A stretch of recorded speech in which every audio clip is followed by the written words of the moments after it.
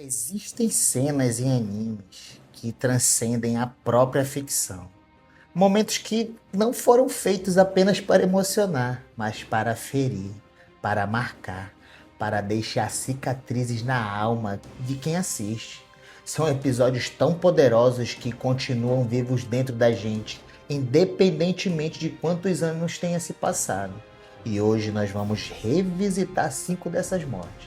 5 despedidas que quebraram personagens, quebraram leitores, quebraram fãs ao redor do mundo. 5 instantes que definiram a história dos animes pela dor. E não existe maneira mais honesta de começar essa jornada do que com aquele que foi mestre, amigo, mentor e herói. E para muitos, um pai. A morte de Jiraiya. Jiraiya sempre foi um pilar emocional dentro de Naruto. Ele era a mistura perfeita entre irresponsabilidade e sabedoria, entre humor e tragédia, entre força e ternura. Ele representava algo raro, a esperança de que pessoas quebradas podem mesmo assim carregar luz. Desde o momento em que Naruto aparece na sua vida, essa luz cresce. Naruto não vê Jiraiya como um sensei comum. Ele vê a figura paterna que o destino roubou. Ele vê o homem que estendeu a mão quando ninguém mais o fazia. E Jiraiya retribui esse sentimento de uma forma silenciosa e profunda, como alguém que depois de uma vida inteira de perdas, finalmente encontrou algo pelo qual valia a pena lutar. E é exatamente por isso que sua morte é tão devastadora. Jiraiya não é arrastado para a tragédia sem entender o risco. Ele entra na batalha contra Pain consciente de que talvez nunca mais volte. Mas mesmo assim ele vai. Ele luta com uma coragem que transcende o absurdo. Mesmo quando é empalado, mesmo quando perde o braço, mesmo quando a dor atinge níveis inumanos. Ainda assim, ele escreve, ele grava sua última mensagem, sua última pista, sua última esperança. Ele luta não pela própria sobrevivência, mas pela vitória do aluno que considerava um filho. Quando Jiraiya desliza pela superfície da água, afundando lentamente, não é apenas o corpo dele que se perde, é o símbolo de uma geração inteira. A sensação de ver alguém tão gigantesco ser derrotado por forças tão cruéis é um golpe que continua doendo até hoje. Naruto perde seu mestre e nós perdemos algo com ele. Mas se Jiraiya morreu como herói, o próximo momento desta lista não oferece redenção, nem honra e nem consolo. O eclipse de Berserk não é apenas uma cena, é um trauma coletivo, é a obra-prima do desespero. O momento em que Guts viu sua vida, seus sonhos e suas esperanças serem arrancados de forma tão cruel e tão visceral que até hoje é difícil de acreditar que alguém teve coragem de escrever aquilo. O eclipse começa como um pesadelo. O céu se abre, o mundo se desfigura. Monstros aparecem como sombras do inferno. E então vem a revelação.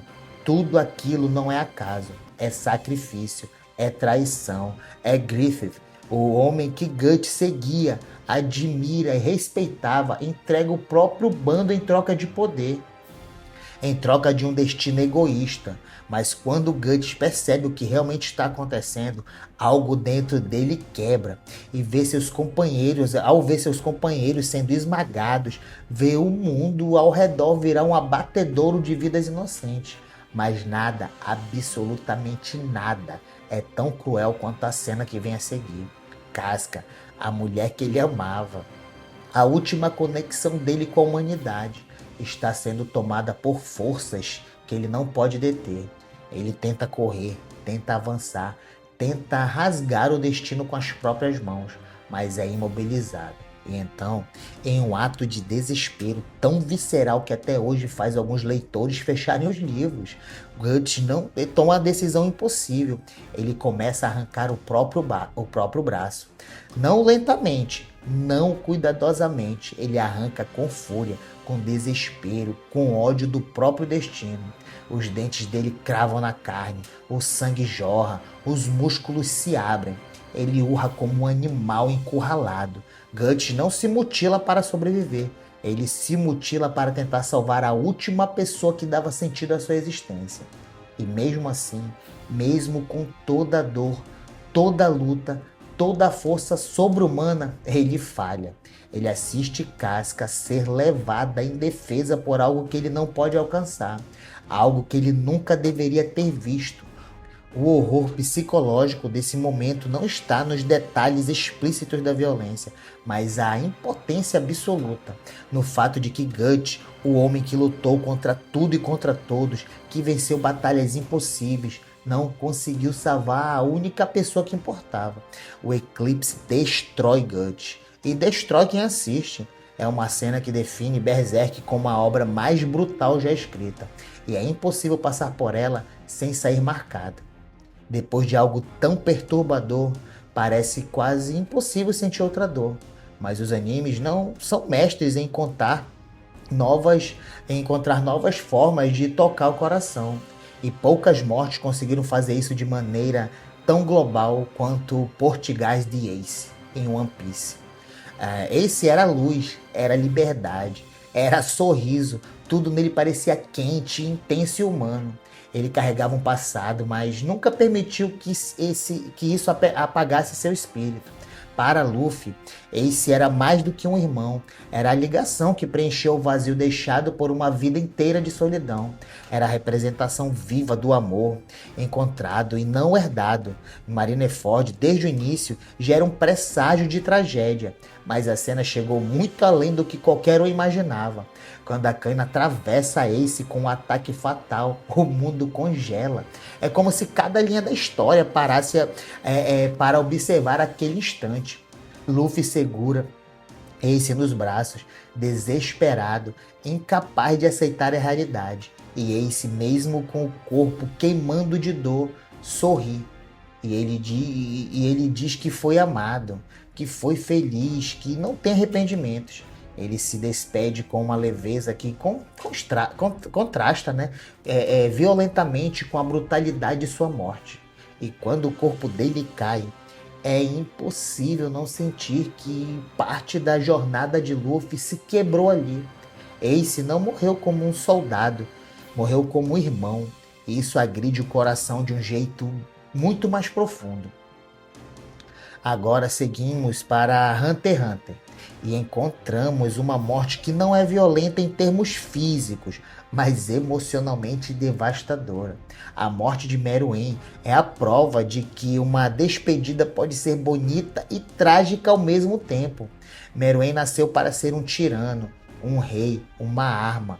Ele foi criado para governar através da força e do medo, mas quando Komugi entra em sua vida, tudo muda.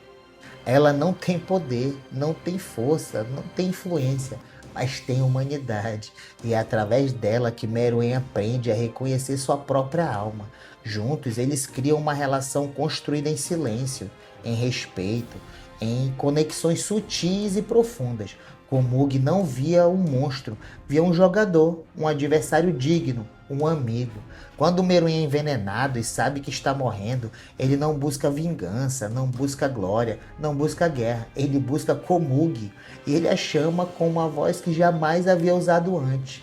Ela aparece, senta ao lado dele, segura sua mão. O mundo desaparece. Só existem os dois. Ele pergunta se ela ficará com ele até o fim. E ela responde que sim, como se fosse a coisa mais simples e natural do mundo. Eles se deitam juntos, calmos, aceitando o destino. E ali, naquele quarto silencioso, duas almas que nunca deveriam ter se encontrado encontram paz. Meruem não morre como rei. Ele morre como alguém que finalmente conheceu o amor. É uma cena tão bela que machuca. Eu mesmo tô quase lagrimando aqui. E agora, chegamos ao último momento desta jornada de dor. A morte de Vegeta contra Majin Buu. Vegeta sempre foi o orgulho encarnado, sempre foi o rival, o arrogante, o guerreiro que se recusava a ser visto como menor do que qualquer outro. Ele viveu a vida inteira em torno do próprio ego, mas aquele momento diante de Majin Buu, Vegeta se transforma. Ele olha para o filho, um garoto que herdou sua força, mas não seu orgulho destrutivo. E pela primeira vez Vegeta abraça Trunks. com sinceridade, com amor, com lágrimas escondidas na voz. Ele diz que está orgulhoso, diz que cuidem da mãe, diz que coisas que jamais teria dito antes, porque naquele momento ele é ele é mais pai do que príncipe. E então ele faz sua escolha final. O corpo começa a brilhar, a aura cresce, o sacrifício se aproxima.